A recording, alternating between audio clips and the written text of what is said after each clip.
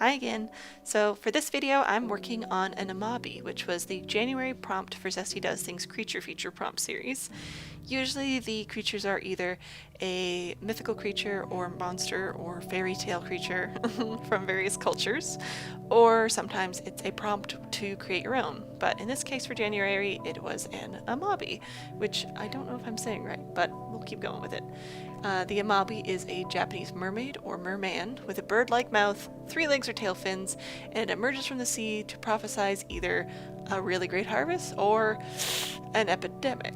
So part of what happens when it comes forward is it instructs people to make copies of itself to defend against illness. So you're supposed to draw or paint the Amabie and show it to other people to help spread its likeness and defend against illness, which was very apt for January and just in general for 2020. And I believe it's been kind of popular across the internet anyways, regardless of Zesty's prompt series. So I thought it'd be fun to tackle. This video, I'm actually going to be not speeding up any of my drawing because since the illustration was fairly simple, I'd done the sketch ahead of time, I knew what I was doing. It didn't actually take that long to finish it. I also used ink for part of it, and I find my ink dries way faster than my watercolors, so that was a big help. But in creating this creature, I wanted to do what I've been doing with a lot of the Zesty Does Things prompt, especially creatures that aren't from my culture specific or that aren't made of extremely specific creatures to begin with, and I like to try and find a way to put a twist on it where they're made of Canadian animals because they're what I'm familiar with and they're kind of fun, and I find it's a good way to put a twist on something that's already fairly set. So like it has to have a beak mouth, it has to have 3 legs, and I believe another thing I had found in my research was that it had to have like long flowing hair. So I was like, okay, well, that leaves you with some specific things set in concrete, but a lot of things that are up to interpretation. So I went with, for the beak, I decided to choose a loon for the head. Originally I was trying to do a Canada goose, but then I really liked the loon instead because I was thinking about the Amabie supposed to be comforting and like lovely. So I thought of loon calls in the summer. If you're from Northern America or Canada specifically, you know that loon calls are beautiful and they're one of the nicest things about sitting out on a summer evening. So I went with the loon for the head, and then for the tails I kind of wanted to go with something that was a very vibrant colored fish or water-based animal. I decided to go with fish because it was mermaid, and I thought fish it's better to mermaids. So I decided to go with of these Pacific salmon that have, during their spawning season, they turn that bright red color and they have like a blackish green head, and they're very funnily shaped too. Anyways, I just love that bright red color, so I decided to go with that as well because I don't know, it's pretty, so why not? And we don't have a whole lot of super colorful fish here, not like a lot of the tropical fish. There's a few different kinds, but I liked the look of that bright red salmon tail.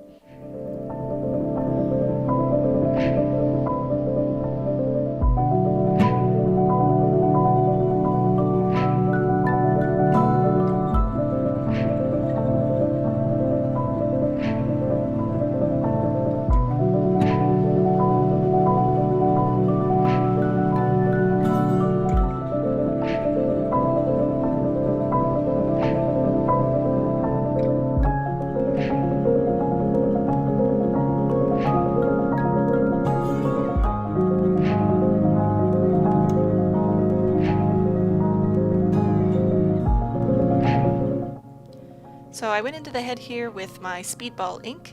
It's an ink I've had for a few years. I spilled it in my Inktober of 2018, I believe, but in any case, it still works great. There's just not much left after I spilled so much, so I've been trying to use it up so I can reuse the ink pot for something else. But it lays down smoothly. If you want to water it down, it waters down nice. Waters down nice. There we go.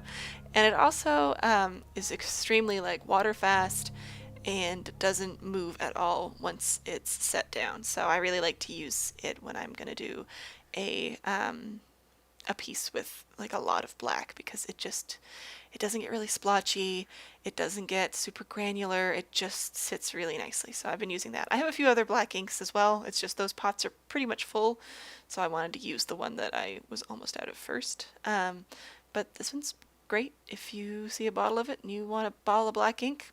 I can't say anything bad about Speedball, just don't spill it on your legs and pants and counter and sketchbook, because that is just sad and will make you cry a little bit and then laugh a lot. So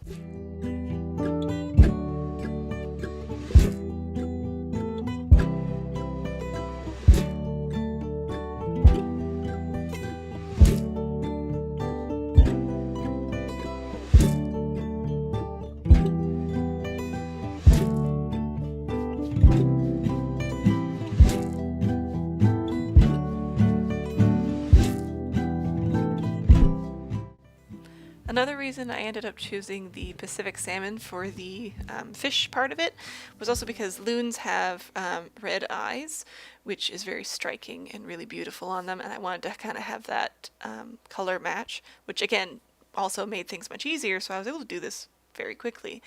As you can see, that black Speedball ink, because I'd watered it down a little bit, dried down a lot softer, lighter color than it went on wet. That's one thing I've noticed.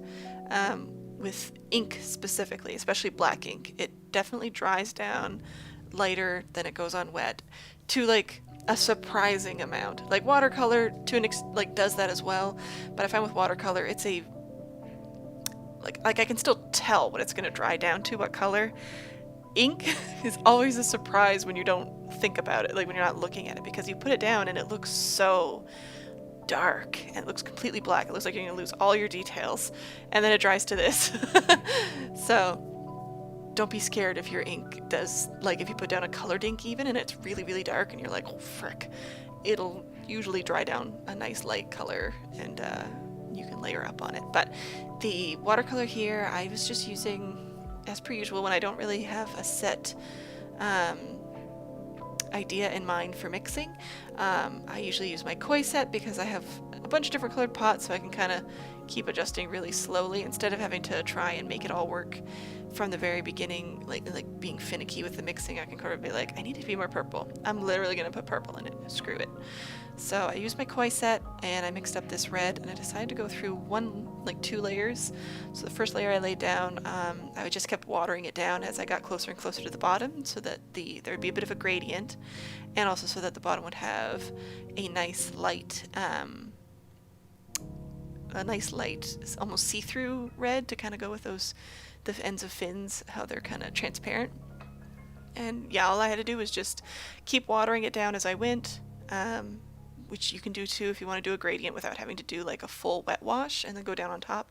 You can do it like this, where you just get your darkest tone ready, and then as you keep painting through your area, I mean this is for closed-in areas obviously, you can keep adding water to lighten it up. I also pulled a little bit of the red out of the eye because I was worried it was not going to dry fast enough and I was going to get impatient. And then once everything was dried down, I mixed up some more of that red in another darker tone, and I think I even made it a little more fire engine-y than purpley like I did before, and I went in and layered it down on top because I wanted to have the, oh my goodness, how am I going to word this? The meat of the fish legs.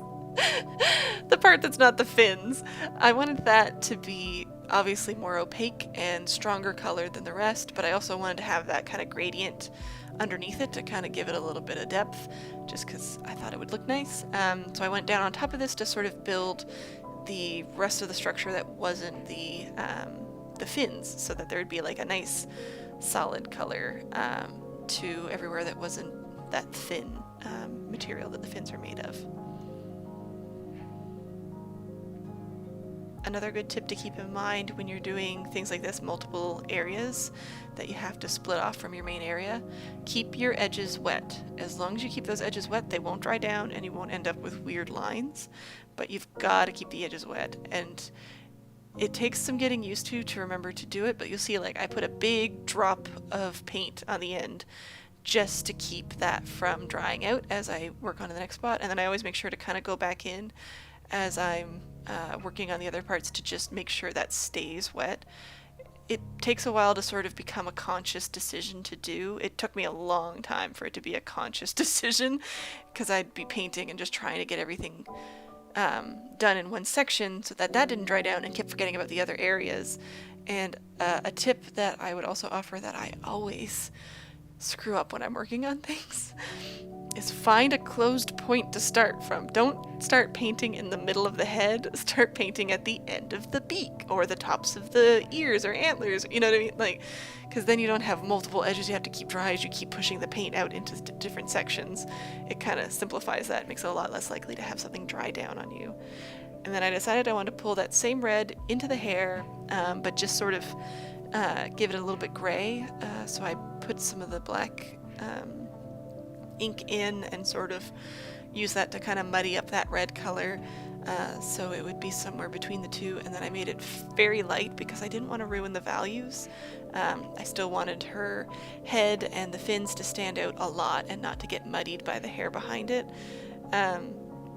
If I'd been using maybe a different type of fishtail, I would have pulled one of the other colors that was in the fish scales and used that for the hair. But I mean, Pacific salmon are pretty much bright red with like this black green head, and not really much else to them when it comes to the season I chose. But I also, as soon as I was done finishing my little like wash of the color, I went in and just, you'll see there, I dropped a little blot of paint on top.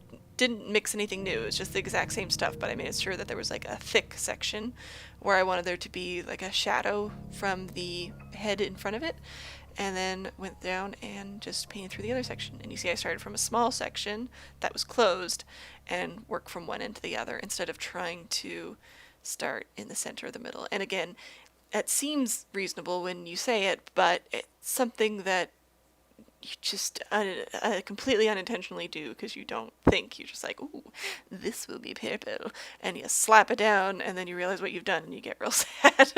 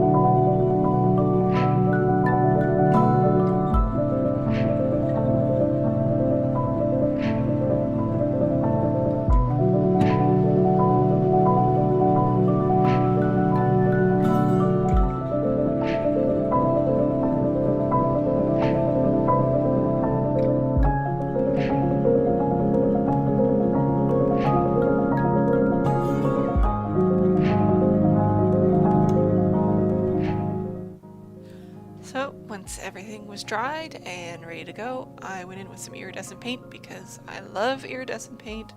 I love glitter. I love it all. I love metallic stuff, shiny stuff. It's all great. And this was the O Positive paint from Jasmine Faye's Halloween set that she made.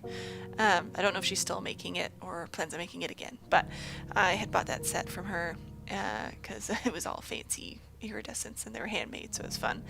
And I was just using that to add some scales to the, like some reflective scales to the body. And then I think I also used it on the eyeball to give that like a nice reflection as well. And then everything was finished. It was really simple. Didn't really go ham on this one. The next creature feature, which I actually finished today, I have a lot more techniques.